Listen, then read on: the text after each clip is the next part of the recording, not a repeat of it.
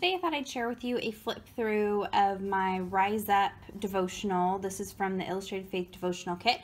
I will link in the top right hand corner here a link to the unboxing of this kit, as well as in the description bar, and any pages that I have tutorials for, I will link those as well, so be sure to check out that description bar. I typically do like a photo slideshow video for my wrap-ups each month, but I thought this month I'd kind of walk you through what I did, since I did do something very different from my other kits. So let's dive in.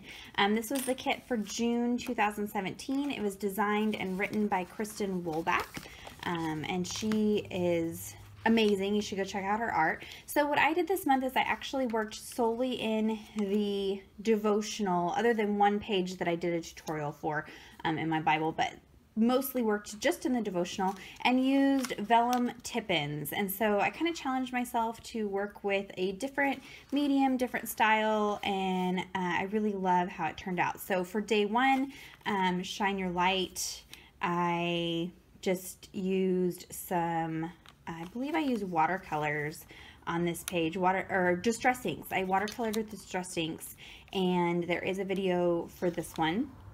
And along the way, I just learned what works and what doesn't work on vellum, and kind of found what I liked best. This one here was done with gelatos rubbed on the back of the vellum using some of those little Fantastics sticks. And I think that I shared a couple different videos using these as well.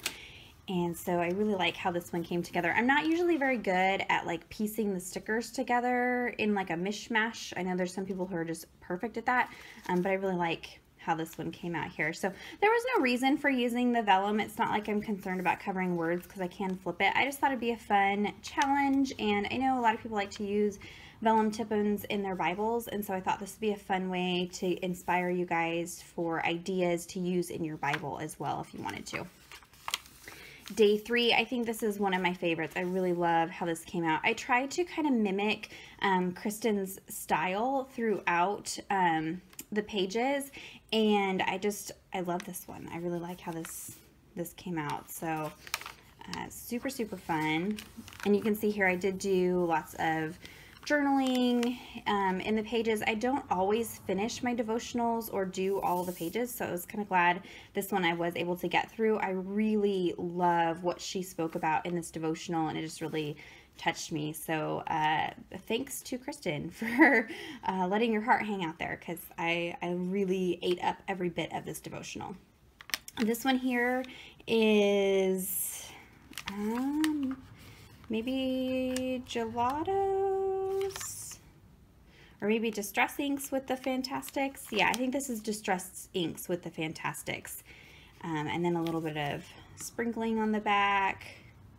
So you can see it's kind of hard to tell what the different mediums were. Like this is gelato and this is the distress ink watercolors. They all kind of look similar, which I like. So of course when you add water to vellum it gets a little crinkly, but that's okay. This one here I did my own kind of doodling, and then I colored in on the back with Faber-Castell Pitt Artist markers. So I kind of like how that turned out, almost like a stained glass effect. So, and then I just added a little bit of pattern paper and added that in there. That was a little bit of leftover vellum I had from cutting down. And then you can see here, I don't always art journal every single entry. I feel like I have to let myself have that option, or I can get to a page and just stop and get bogged down because I'm not feeling like creatively inspired, and then I don't finish out the devotional because I'm stuck trying to think of what to create for that page. Instead, I've just given myself leeway to go ahead and pass that up, and then sometimes I'll come back and figure something out, and sometimes I don't. That's okay.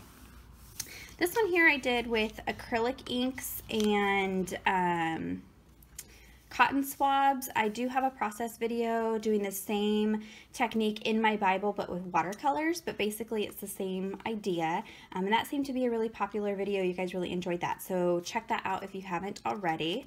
I really love how this page turned out. I love it with the acrylics. If it didn't cover the words in my Bible, I would have done it with acrylics in my Bible, but I like to leave the words easily read. But you could also do a tip-in like this in your Bible and then not have to worry about covering up the words. But I love that one. And you can see here, this spread is actually day 8 and day 7, but I only did day 8, and that is okay.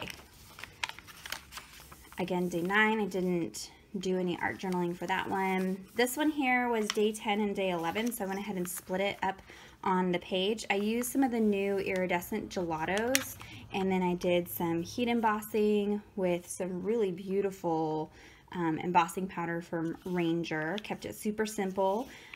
This one here is for day 11 and talking about your friends and friendship, and so I listed some of my besties on there, and then this is just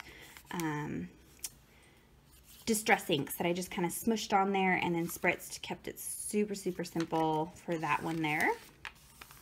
This one here again is distress inks. I kind of did like a little ombre look on the background there, some stamping, and that's it. So on days I don't have a lot of time, it's okay to keep it simple.